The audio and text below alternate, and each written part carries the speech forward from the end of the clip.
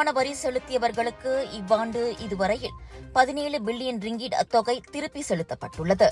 இது டிசம்பர் 18 வரைக்குமான நிலவரம் என உள்நாட்டு வருவாய் வாரியமான LHDN அறிக்கை ஒன்றில் கூறியது. 3.53 மில்லியன் வரி செலுத்தினர்களை இது உட்படுத்தியிருக்கிறது. எஞ்சிய 2 பில்லியன் ரிங்கிட் தொகை இம்மாத கடைசிக்குள் திரும்பிச் செலுத்தப்படும் என LHDN தெரிவித்தது. பிரதமர் டத்தோஸ்ரீ அன்வார் இப்ராஹிம் அண்மையில் அறிவித்த 4 பில்லியன் ரிங்கிட் கூடுதல் ஒதுக்கீடும் இதில் அடங்கும். முதல் 1 பில்லியன் ரிங்கிட் 3 ஆண்டுகளுக்கு மேல் நிலுவையில் இருக்கும் விண்ணப்பங்களை தீர்க்கவும், அடுத்த 1 பில்லியன் ரிங்கிட் 2 ஆண்டுகளுக்கு மேலாகியும் வரிப்பணத்தை திரும்பப் பெறாமல் இருப்போருக்கு வழங்கவும் பயன்படுத்தப்பட்டுள்ளது. தனிநபர்கள், குறு, சிறு மற்றும் நடுத்தர நிறுவனங்களுக்கு வரிப்பணத்தை திரும்பி செலுத்த முன்னுரிமை வழங்கப்பட்டது. தவறான அல்லது குறைவான வங்கிக் கணக்கு தகவல்களால் சில சமயம் பணத்தை திரும்பித் தர முடியவில்லை. எனவே வரி செலுத்துவோர் தங்களின் வங்கிக் கணக்கு விவரங்கள் வாரியத்துடன் சரியாகவும் புதுப்பிக்கப்பட்டதாகவும் இருப்பதை உறுதி செய்யுமாறு கேட்டுக் கொள்ளப்பட்டுள்ளனர். தவிர சட்ட தகராறில் இருந்தாலோ, வரி செலுத்துவோருக்கு பிற ஆண்டுகளுக்கான நிலுவை மதிப்பீடுகள் இருந்தாலோ அல்லது தகுதியான நிறுவனம் கலைக்கப்பட்டிருந்தாலோ அவை தீர்க்கப்படும் வரை பணம் திரும்பித் தரப்படாது என்றும் LHDN தெளிவுபடுத்தியுள்ளது. அரசாங்க பல்கலைக்கழக அங்கீகாரத்துடன் வேலை செய்து கொண்டே படிக்க ஒரு அரிய வாய்ப்பு. வத்திகா ரிசோர்சஸ் ஏற்பாட்டில் ப்ரொஃபஷனல் பேச்சுலர் இன் பிசினஸ் மேனேஜ்மெண்ட் கல்வி வாய்ப்பு. திறனை மேம்படுத்தி வாழ்க்கையில் முன்னேற உடனே தொடர்பு கொள்ளுங்கள்.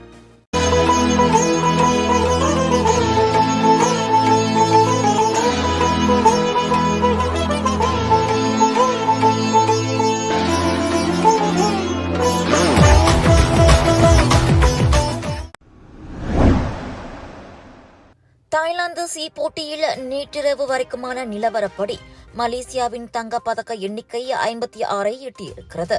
இதன் மூலம் கடந்த 6 ஆண்டுகளில் இல்லாத அளவுக்கு சி போட்டியில் மலேசியா இம்முறை அதிக தங்கத்தை குவித்துள்ளது.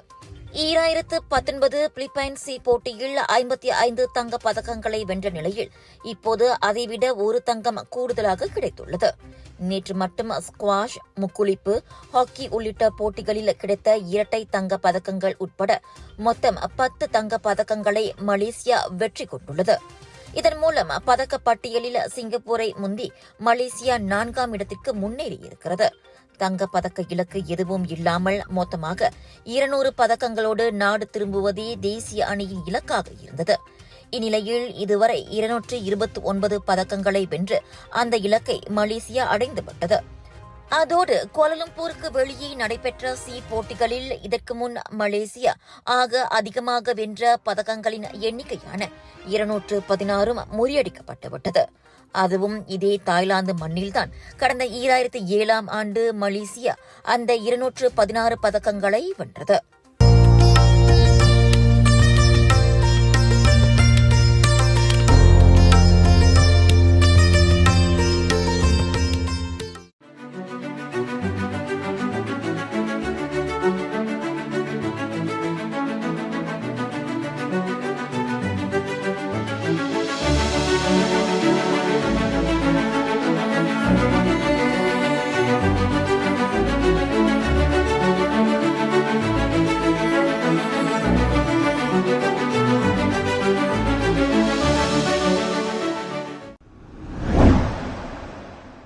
ஹலால் சான்றிதழ் பெற்ற வணிக வளாகங்களில் முஸ்லிம் அல்லாத பண்டிகை அலங்காரங்களுக்கு எந்த தடையும் இல்லை என அரசாங்கம் தெளிவுபடுத்தியுள்ளது.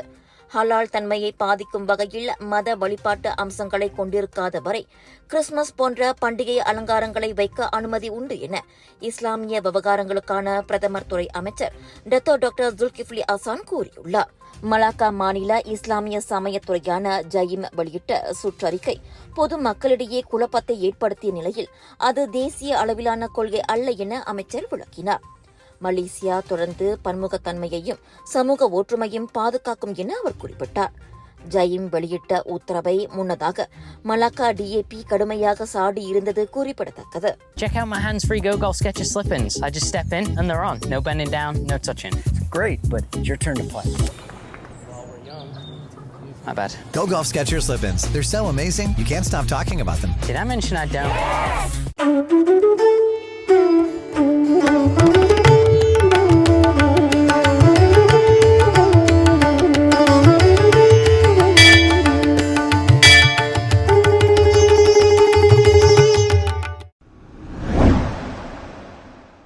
நாட்டிலுள்ள இந்து ஆலயங்களும் அமைப்புகளும் இந்து மத வளர்ச்சி பணியை மேற்கொள்வதில் ஒற்றுமையாக செயல்பட வேண்டும்.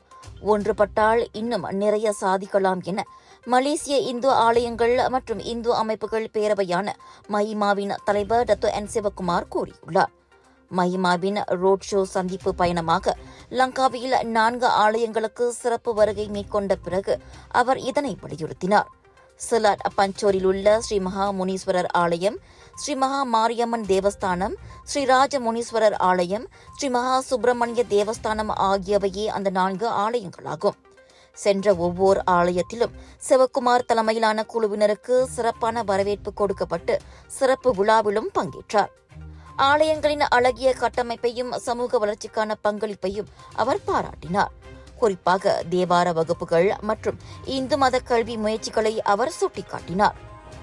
இதில் ஒரு நல்ல எங்களுக்கு சொல்லப்போனால் ஒரு நல்ல ஒரு ஜெர்னியாக இருக்கும். ஏன்னா மஹிமாவோட இதில் அடுத்த கட்டமாக எந்தெந்த இடத்துல எந்தெந்த ஸ்டேட்டில் எந்தெந்த இஷ்யூ இருக்குதுன்னு சொல்லிட்டு அதை தெரிஞ்சுக்கணும்னு சொல்லி ஒரு எண்ணத்தில் தான் நாங்கள் இந்த ரோட் ஷோவை கண்டினியூ பண்ணுவோம்.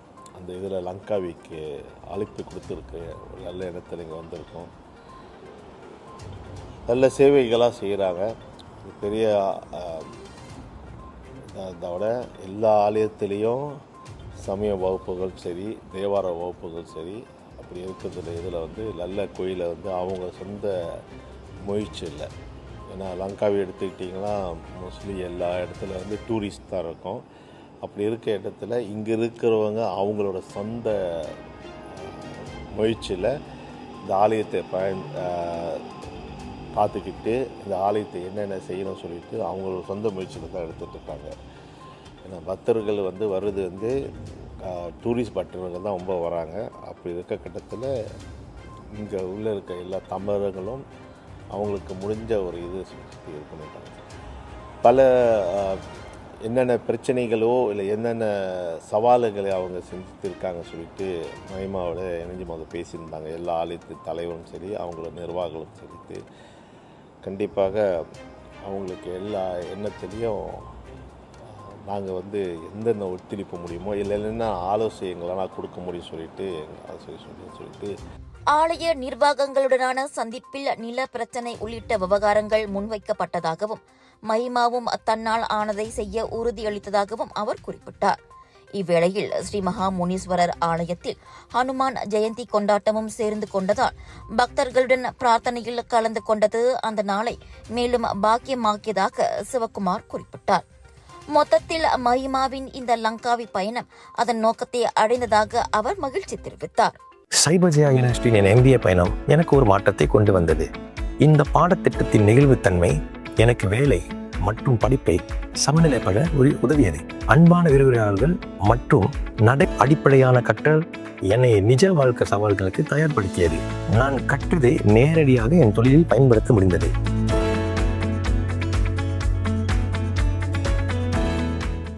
விலையோ மலிவு, செலவோ குறைவு, தரமோ உயர்வு, மனமோ நிறைவு. மக்களின் தேர்வு என்ரிகோஸ் முழு ஆடை சத்துள்ள பால்மாவு.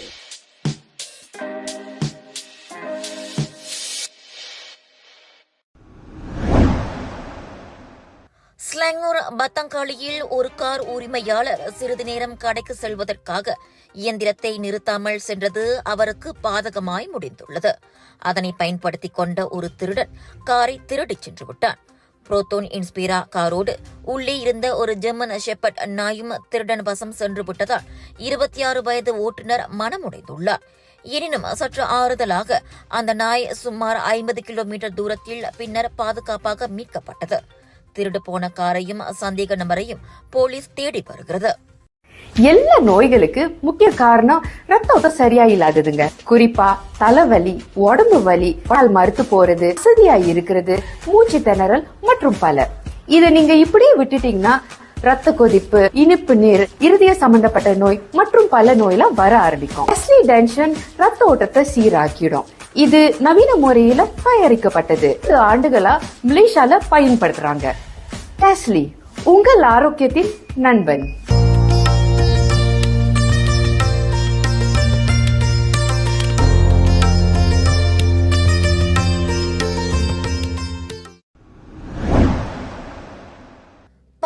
ஜெராண்டோட்டில் உயர் சக்தி மோட்டார் சைக்கிள் எஸ்யூவி வாகனத்தை மோதியதில் 44 வயது ஆடவர் சம்பவ இடத்திலேயே உயிரிழந்தார். பின்னால் அமர்ந்திருந்த அவரின் மனைவி படுகாயமடைந்தார். கம்பங் தபிங் திங்கி அருகே ஜலான் ஜெராண்டோட் தெமுர்லோ சாலையில் நேற்று மாலை 6 மணியளவில் அவ்விபத்து நிகழ்ந்தது. சம்பவத்தின் போது இரு வாகனங்களுமே ஜெராண்டோட்டிலிருந்து தெமுர்லோ சென்று கொண்டிருந்தன. அப்போது 73 வயது முதியவர் ஓட்டிய எஸ்யூவி நேர்பாதையில் அனுமதிக்கப்படாத இடத்தில் திடீரென யூ-டர்ன் போட்டதால் அதனுடன் மோட்டார் சைக்கிள் மோத வேண்டிய நிலை ஏற்பட்டது. மரணமடைந்தவர் மருத்துவமனை பணியாளரான நூர் ஐசாட் அபுபாக்கர் என அடையாளம் கூறப்பட்டது. அவரின் மனைவி நூர் அசிமா ஜெராண்டோட் மருத்துவமனையில் சிகிச்சை பெற்று வருகிறார். எஸ்யூவி ஓட்டுநருக்கு காயம் ஏதும் ஏற்படவில்லை. ஆபத்தாக வாகனமோட்டி மரண விபத்தை ஏற்படுத்தியதாக அவர் விசாரிக்கப்பட்டு வருகிறார். எல்லா நோய்களுக்கு முக்கிய காரணம் ரத்த ஓட்டம் சரியா இல்லாததுங்க. குறிப்பா தலைவலி, உடம்பு வலி, கால் மறுத்து போறது, அசதியா இருக்கிறது, மூச்சு திணறல் மற்றும் பல. இத நீங்க இப்படியே விட்டுட்டீங்கன்னா ரத்த கொதிப்பு, இனிப்பு நீர், இருதய சம்பந்தப்பட்ட நோய் மற்றும் பல நோயெல்லாம் வர ஆரம்பிக்கும். டென்ஷன் ரத்த ஓட்டத்தை சீராக்கிடும். இது நவீன முறையில தயாரிக்கப்பட்டது. 2 ஆண்டுகளா மலேசியால பயன்படுத்துறாங்க. டெஸ்லி, உங்கள் ஆரோக்கியத்தின் நண்பன்.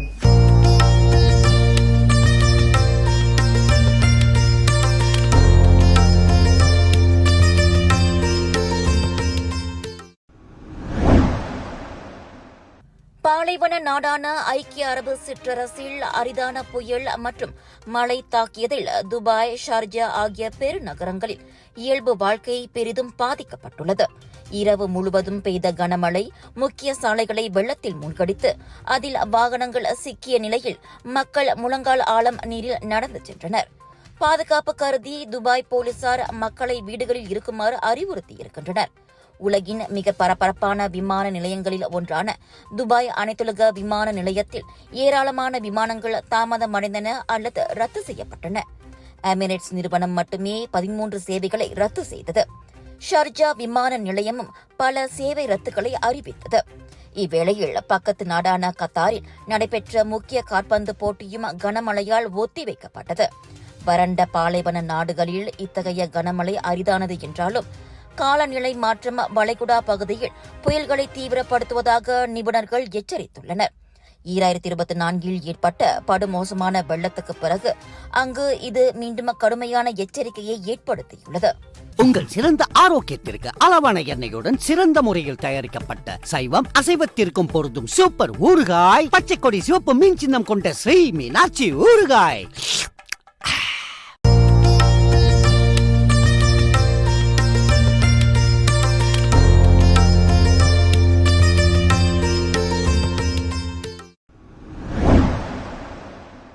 தலைநகர் தைப்பேயில் முக்கிய மெட்ரோ ரயில் நிலையங்களில் நிகழ்ந்த வெடிகுண்டு மற்றும் கத்தி தாக்குதலால் தைவானில் பெரும் அதிர்ச்சி ஏற்பட்டுள்ளது.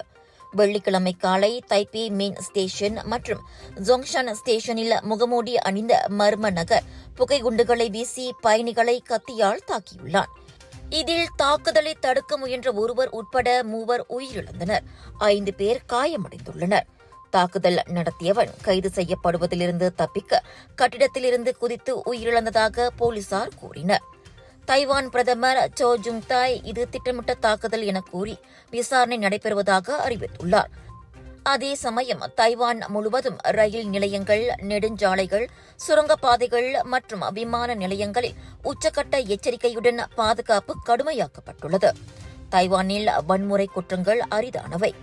கடைசியாக 2014 ஆண்டு நடந்த மெட்ரோ நிலைய கத்தி தாக்குதலில் 4 உயிரிழந்தனர்.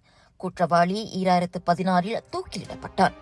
தளபதி திருவிழாவின் one and only exclusive booth setup மற்றும் F&B official partner Colours of India. Merchandise, fine souvenir, viral food, beverages எல்லா பிராண்ட்ஸும் உங்க பூத்தா செட் பண்ண exclusive opportunity. For booth bookings contact Colours of India now. KVN productions மற்றும் மாலிக் ஸ்ட்ரீம்ஸின் டாட்டோ மாலிக் பெருமையுடன் வழங்கும் தளபதி Thiruvizha along with Jananayagan audio launch இந்த 8 hours entertainment festival 27 December Bukit Jalil ஸ்டேடியமில் நடக்க உள்ளது.